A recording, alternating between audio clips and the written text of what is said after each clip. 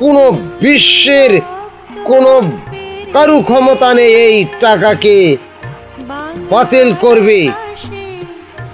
সেই জন্য বলছি, এটা কঠিন টাকা, এটা রক্তে লাগা টাকা।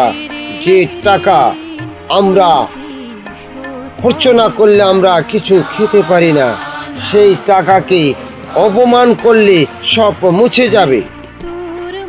বঙ্গবন্ধুর টাকা ছাড়া এই টাকা চলবে না।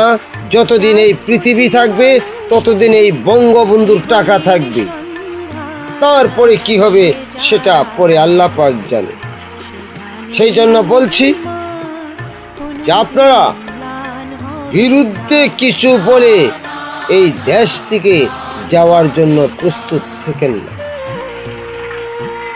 এই দেশ মুক্তিযোদ্ধার দেশ।